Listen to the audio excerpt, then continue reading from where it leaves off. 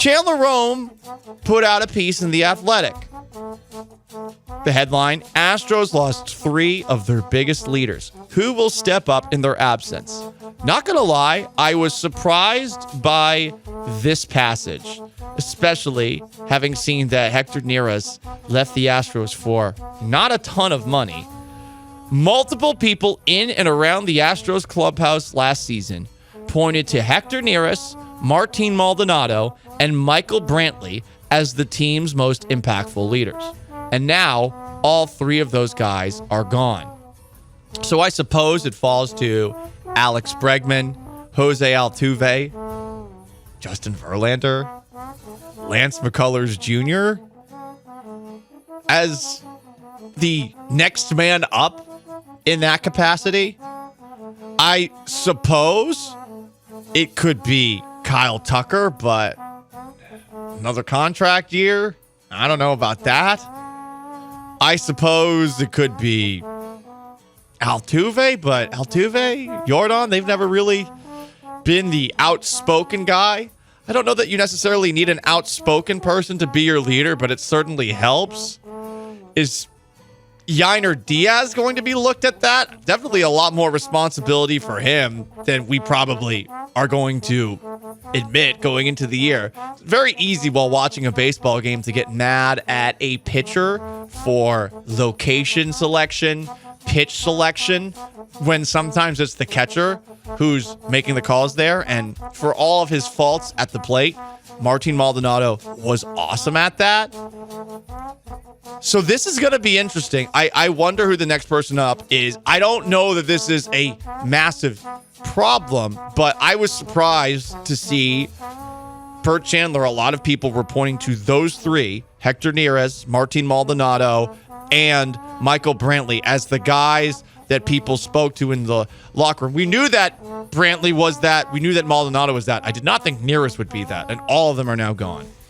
Yeah, I do wonder. I mean, it's funny. Let's just fast forward a year. We'll be talking about this guy probably leaving, but Alex Bregman. Yeah, he's one of them. He would be one of them. And then other than that, yeah, it gets pretty quick to maybe Jeremy Pena steps up. Jeremy Pena doesn't seem like the guy that's going to be the outspoken leader based off of every single time we've heard him speak, right? Does feel like who's the natural person to slide in here? Probably the guy who was hosting the Houston Sports Awards last night, Lance McCullers, who was making jokes about not pitching and not playing. I got to say, shout out to making fun of yourself. I'm a big fan of that. I thought Lance did a pretty good job hosting. That is not a lot of athletes would get up there and do that. Not just like host or, do the emceeing of it, but also like make jokes at his own expense, especially like very pointed ones at his expense. Like that is the criticism of Lance McCullers. I thought it was pretty damn funny. He could have gone probably a little bit further, like saying like, man, people think I'm stealing from the Houston Astros. And yeah, I kind of am. But that was pretty funny to see. But yeah, he's just one of the more outspoken players on the team. I guess Bregman also qualifies, but yeah, what if he's gone next year too?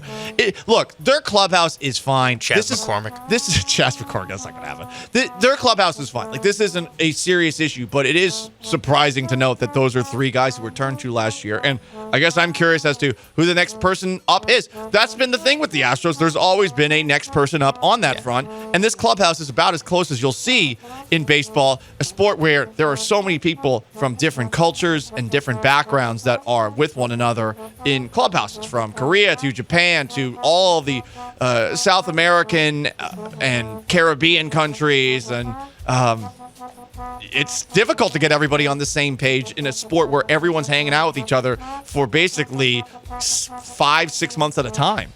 Yeah, like you said, it's something where you're not worried about. I mean, we talked about it, and Jeremy made it a bit about Carlos Correa's mound visits, but that was an actual thing that offseason after Correa left, where Pena was going to replace him, and it was not just about his production. It was also about, the leader, being the leader of the team, and who's going to step up. And I guess it was Hector Neris that stepped up. Yeah. against. Was he yelling all odds. slurs like he did to Julio Rodriguez? Yeah, so that is interesting, and like you said, I'm not worried about it, but it is something to it's hard to see who kind of steps in and fills that gap. Maybe someone doesn't change who they are, but develops as a person, like has to develop into a leader.